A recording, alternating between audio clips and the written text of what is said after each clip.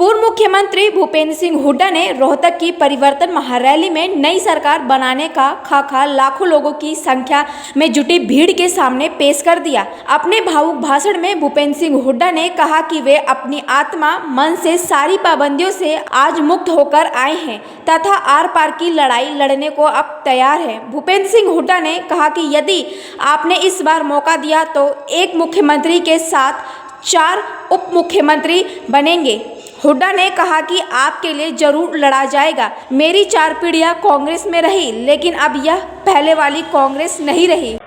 आज मैं यहाँ अपनी मन से, आत्मा से और सारी पाबंदियों से मुक्त होकर आपके सामने आया हूँ और आपकी लड़ाई लड़ने आए, क्योंकि 5 साल पहले जो सरकार बनी और इस 5 साल में इस सरकार ने क्या किया। मेरा आज किसान बदहाल है, किसान आज बर्बादी के कगार पे है। लागत बढ़ा दी इस 5 साल में, खाद पर, कीटनाशक दवाई पर और ट्रैक्टर पार्ट्स पर, सब पर टैक्स बढ़ा दिया। लेकिन जब किसान दाम के लिए जाता है मंडी में अपनी फसल लेके, तो दाम नहीं मिलता उसको। कभी कुछ कहते हैं, कभी कुछ कहते हैं। कट्टा खाद का क्या भाव था, आज क्या भाव है, सब आपको मालूम है। 5 किलो वजन घटा दिया। ये तो किसान का करा। और गरीब आदमी जो दलित है, बैकवर्ड क्लास है, जिनको हमने 3,82,000 100 गज प्लॉट दिए थे, आज ये सरकार बताए, गांव का नाम बता दे, आदमी का नाम बता दे, किसी को 1 गज जमीन दी हो इसमें। तो ये गरीब आदमी के साथ कर्मचारियों का आपने देखा, वो सड़कों पर रहते हैं। और बेरोजगारी किस तरह से बढ़ी है, कितनी तेजी से बढ़ी है। 2011-12 में ये नेशनल सर्वे है, हरियाणा में बेरोजगारी की प्रतिशत 2.8 थी और आज वो बढ़कर 8.8 हो गई। इसका मतलब कहां जाएंगे हमारे जवान, ये आपके सामने है। और किसी भी वर्ग को देखो, कानून व्यवस्था का क्या हाल है आज। हर रोज 3 कत्ल, 4 बलात्कार। जो प्रदेश आमदनी प्रति व्यक्ति आय में, प्रति व्यक्ति निवेश में था नंबर 1, आज अपराधों में नंबर 1 हो गया। ये स्थिति पूरे प्रदेश की है। और रोजगार दिए नहीं किसी को, अपनी काख पीट रहे हैं। क्या कह रहे हैं, हमने पारदर्शिता से की, नौकरियां दी है। पारदर्शिता तो करी है इन्होंने, लेकिन पारदर्शिता लूट में की है। चाहे वो किलोमीटर स्कीम हो, चाहे माइनिंग हो, चाहे आपकी कोई भी दाल रोटी की स्कीम हो, कितने इन्हें घोटाला पे घोटाला किए।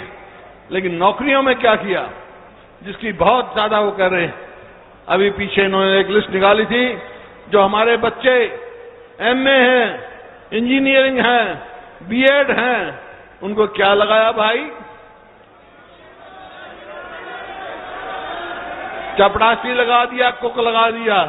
तो एक बात मैं सवाल पूछना चाहता हूं सबसे, सब मेरे बुजुर्ग बैठे हैं, भाई कौन अपने बच्चे को पढ़ाएगा, एमए तक कौन पढ़ाएगा अगर उसको चपरासी लगना है, अगर उसको रसोईया लगना है तो कौन पढ़ाएगा। इससे क्या किया इन्होंने, दोहरा नुकसान किया। एक तो जो बच्चे 10वीं और 12वीं से ऊपर पढ़ नहीं सकते थे, जो गरीब था, चाहे शिक्षा में पीछे रह गया, चाहे किसी का माँ बाप पढ़ा नहीं सकता था, उनको जो नौकरी मिलती उससे वंचित हो गए। और जिनको लगा गया वो अपमानित हुए और आधे छोड़ के आ गए आपके सामने। तो ऐसी मैं आ रहा था तो लिखा है, बोर्ड लिख रखे इन्होंने, क्या, ना खर्ची ना पर्ची। मैं आज सवाल पूछना चाहता हूं, 10 साल हमारी सरकार रही, कोई खड़ा होकर हरियाणा में ये कह दे कि उसकी नौकरी में उसकी 1 पैसा लगा। ये झूठे बदनाम करने के लिए करते हैं। और इनके समय में एसएस बोर्ड का चेयरमैन सस्पेंड हुआ, 8 जेल में हैं और पेपर लीक पे पेपर लीक कर अपने चहेतों को पेपर देते हैं। ये आपके सामने इतना अंधकार मतलब नौकरियां बेची गई हैं, जैसे परचून की दुकान में बिकती है ना, ऐसे नौकरियां इन्होंने बेची हैं। और कर्जा कितना कर दिया प्रदेश पे। 2014 में 60,000 करोड़ था कर्जा, जिसमें 66 में हरियाणा बना, 66 से लेकर 2014 तक, जिसमें हमने पावर प्लांट भी लगाए, हमने रेलवे लाइन भी बनाई, हमने मेट्रो भी बनाया, हमने बड़ी बड़ी यूनिवर्सिटियां बनाई हैं। और इनके समय में क्या किया भाई 5 साल में?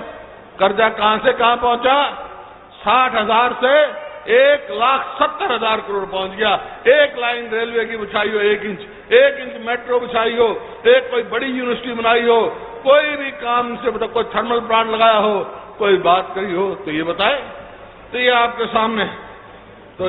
सामने है।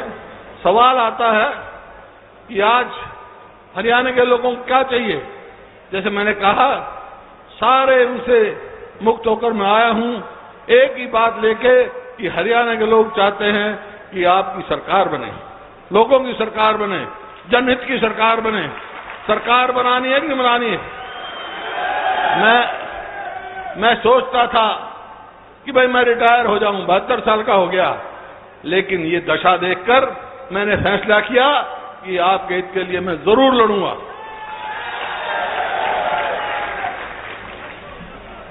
मेरा परिवार 4 पीढ़ियों से कांग्रेस में था।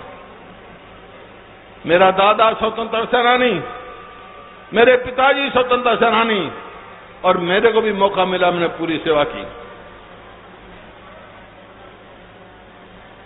लेकिन सरकार कोई ठीक काम करती है, चाहे केंद्र की हो हरियाणा की, मैं उसको ठीक कहता हूं। अब 370 इन्होंने हटाई। बहुत सारे मेरे साथियों ने भी उसका विरोध किया, और मेरी पार्टी भी कुछ भटक गई, क्यों पहले वाली कांग्रेस नहीं रही।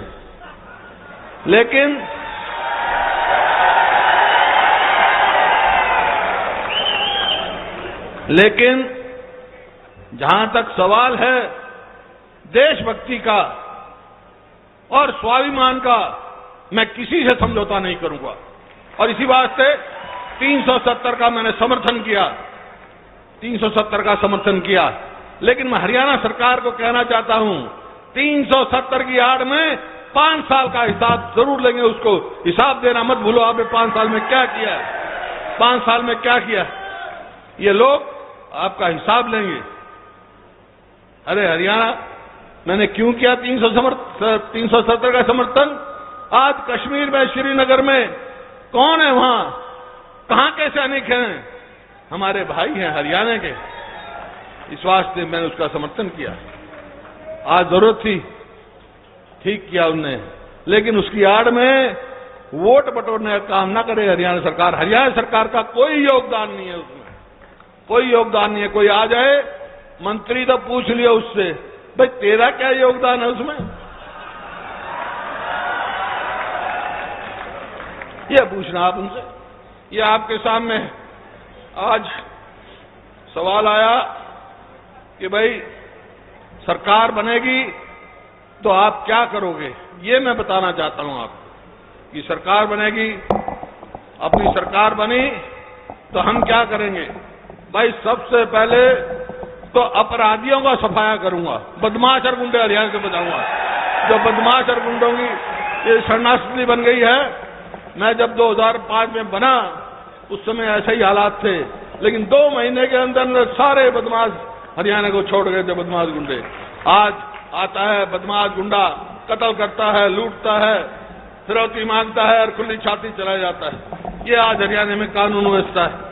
और भाई किसान जो मेरा बर्बाद की कगार पे है, अगर हमारी सरकार आएगी तो किसान का सबसे पहले उसका कर्जा माफ करूंगा। पहले भी किया हमने, पहले भी किया, फिर करूंगा। और खाली किसान, उन किसानों को भी जो भूमिहीन किसान है उनका भी, जो बेचारे जिनके पास भूमि नहीं है, खेती करते हैं, उनका भी।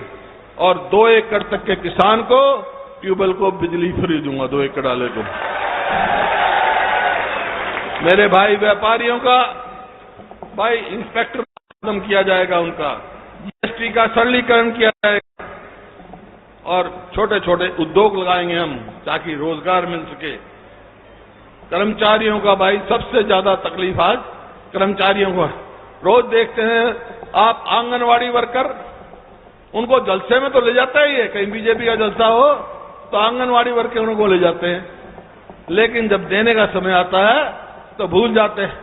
हमारी सरकार आएगी, आंगनवाड़ी कर्मचारी, आशा वर्कर और मिड डे मील में जो काम करने वाले कर्मचारी हैं, उनका भत्ता और सुविधा सरकारी कर्मचारी के बराबर होगा। हरियाणा के कर्मचारियों को पंजाब के समान वेतनमान अलाउंस दिए जाएंगे, जो हमने कहा। और कर्मचारियों के लिए पुरानी पेंशन लागू की जाएगी, उनकी बहुत मांग है। और 7वां जो आयोग है, 7वां वेतन आयोग है, उसको पूर्ण रूप से लागू किया जाएगा। ये 6,000 करोड़ कर्मचारियों की डांडी मार रही है सरकार। 1 फरवरी 2016 से दिए जाएंगे उनको, उसका एचआरए दिया जाएगा। और भाई जिसकी ये काख पीट रहे हैं, क्लास डी में एमए, एमएड, बीएड, इंजीनियरिंग जो क्लास डी में लगा रखे हैं और छोड़ के आ रहे हैं, मैं उनको कहता हूं भाई छोड़ो मत। भूपेंद्र सिंह हुड्डा आएगा तो जितने बीए और उससे ऊपर जो लगे हुए हैं सबको क्लास सी बना दूंगा, डी किसी को नहीं रहने दूंगा। क्लास डी 10वीं 12वीं गरीब आदमी के लिए होगा। यह आपके सामने गरीब मजदूर के लिए प्रदेश में डेली वेजेस सबसे ज्यादा देंगे हम। बीपीएल महिलाएं, जो गरीब महिलाएं हैं, गृहिणी हैं, हर घर में उनको देखना पड़ता है हर टाइम अपने घर वालों की तरफ, तो भाई सारी गरीब महिलाएं जो गृहिणी हैं, उनके खाते में हर महीने 2,000 रुपए हम डालेंगे सीधा खाते में। और जो बीपीएल हैं, उनको 300 यूनिट तक बिजली फ्री देंगे हम। सबसे उनको कहां इतनी बिजली महंगी कर दी इन्होंने।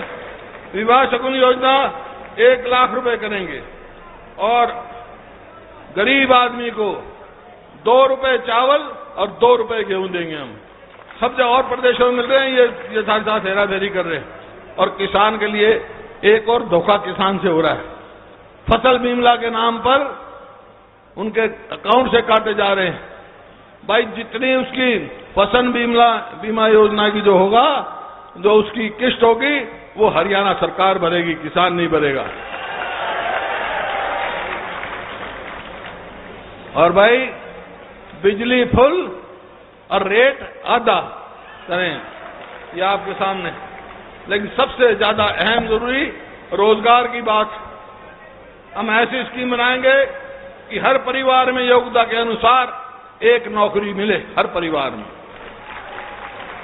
रोजगार मिलने तक, जब तक रोजगार नहीं मिले उसको, पोस्ट ग्रेजुएट को 10,000 रुपए और भाई बीए को हम देंगे 7,000 रुपए महीने। और भाई पहले भी हमने करके दिखाया, 11,000 एक कलम से सफाई कर्मचारी लगाए थे। अब का हमारी सरकार आई तो 50,000 लगाऊंगा, 35,000 गांव में और 15,000 शहरों में। और आंध्र प्रदेश की तरह जो है कानून बना दूंगा उसको तर्ज पे कि 75% नौकरी हरियाणवियों को मिले। ये नशा मुक्त हरियाणा बनाएंगे हम। आज मैं गया था वहां अभी फतेहाबाद और इस साइड में, वो कह रहे थे हमारे बच्चे खराब हो रहे हैं, नशे में आ गए, टीका लगा रहे हैं, जैसे पंजाब में खराब हुए। तो नशा मुक्त हरियाणा बनाएंगे हम। और भाई मेरे बुजुर्ग बैठे हैं, कुछ मेरी माताएं बैठी हैं, तुम भी सुन लो भाई, बुढ़ापा पेंशन महीना का 5,000 रुपए दूंगा।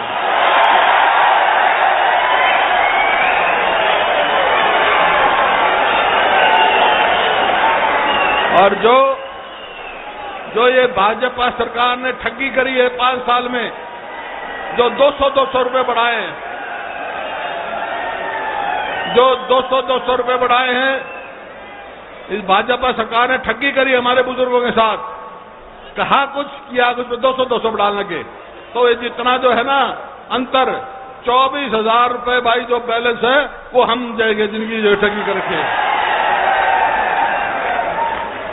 ये रेट जो बना है। और मेरी बहनें बैठी हैं, माताएं बैठी हैं, दिल्ली ने कर दिया भाई, हमारे को क्या तकलीफ है। इनका हरियाणा रोड में महिलाओं का फ्री, जाओ जाओ मर्जी जाओ करेंगे। और जो SC BC है 100 गज के प्लॉट हमने दिए थे, कब्जे नहीं मिले बहुतों को, और जो रह गए 6 महीने के अंदर सबको 100 गज के प्लॉट देंगे हम लोग। और गरीब आदमी के लिए 4 लाख घर बना के देंगे ताकि उनका बसेरा हो। प्लॉट के साथ साथ मैं जाता हूं जिस शहर में, बहुत लोग मिलते हैं मेरे को, भाई क्यों, बोला जी 15 साल हो गए मकान बनाए हमने, सेक्टरों में अनाउंसमेंट आ गया, हम दे नहीं सकते। भाई सेक्टरों की अनाउंसमेंट पूर्ण रूप से खत्म की जाएगी, ड्रामा नहीं करेंगे इनकी तरह। और दलित बच्चों का पहले भी किया था मैंने, दलित बच्चे जो हैं, जो पहली से जमात में दाखिल होगा 8वीं तक उसको 500 रुपए देंगे, और 9वीं से 12वीं तक उसको 1000 रुपया हर महीना देंगे, और 12वीं से ऊपर 1500 रुपया महीना देंगे। और भाई जो हमारे सैनिक भाई हैं, पूर्व सैनिक हैं, अर्ध सैनिक हैं, उनका सबको आपको मालूम है, एक समान करके उनके हर चीज में हम इजाफा करेंगे ताकि वो हमारी रखवाली अच्छी तरह करें। उनकी सुविधाओं के लिए, शहीदों के लिए नई नीति बनाएंगे हम। भाई यार मौका मिला तो 4 चीफ मिनिस्टर तो एक होगा ना, 4 उप मुख्यमंत्री बनाएंगे। कौन कौन? एक तो भाई बैकवर्ड क्लास से, बैकवर्ड बी से होगा, और दूसरा एक दलित होगा, और एक ब्राह्मण होगा, एक और कोई सा हो जाएगा। और बीसीए वर्ग, ए वर्ग की जो टिकट हैं, जो टिकटें होती है पार्टी की, बीसीए वर्ग को टिकट उनकी जनसंख्या के अनुसार दे जाएगी। उन्हें देता ही नहीं कोई भी, खाती नाई लोहार नहीं, कोई टिकट कोई नहीं देता कुमार ने। इनको देंगे हम टिकट, इनको बढ़ाएंगे आगे। और इस वास्ते आपको ये बता रहा हूं मैं, ये तो मोटी मोटी बात बताई है, और मेरी दिमाग में बहुत सारी वो हैं, लेकिन सवाल इस बात का है कि आज जैसे मैंने कहा हर चीज से मुक्त होकर आया हूं, और मैं भाई आर पार की लड़ाई लड़ने के लिए तैयार हूं। पहले भी लड़ी हमने, पहले भी जब भी आपने साथ दिया 2005 में क्या कहते थे, भाई इसमें कौन बनन देगा, हम साथ तो दे जाए। फिर 2005 में बन गया तो यूं कहते थे कि इसमें कौन रहने देगा, 6 महीने में हटा देंगे। 10 साल चलाई ना, फिर छत्तीसगढ़ आदमी साथ दे दो, 10 साल और नहीं छोड़ू इन्हें। लेकिन जो डॉक्टर कादयान ने, डॉक्टर कर्ण सिंह दलाल जी ने एक प्रस्ताव रखा, और प्रस्ताव पास करके मेरे को अधिकृत कर दिया कि जो ये फैसला करे। लेकिन मैं अकेला फैसला नहीं कर सकता, अकेला नहीं कर सकता, क्योंकि उसके साथ भविष्य ये मेरे सामने बैठे इनका जुड़ा हुआ है, ये मेरे साथ जो मेरे साथी हैं इनका भविष्य जुड़ा हुआ है, अकेला नहीं कर सकता। मैं भाई एक कमेटी बनाऊंगा और चंडीगढ़ जाके उसको अनाउंस करूंगा, उसमें सारे तो वो MLA 13 जो मेरा साथ देते रहे, 13 के 13, और 12 आदमी और बनाऊंगा, जो ये कहेंगे वो करूंगा।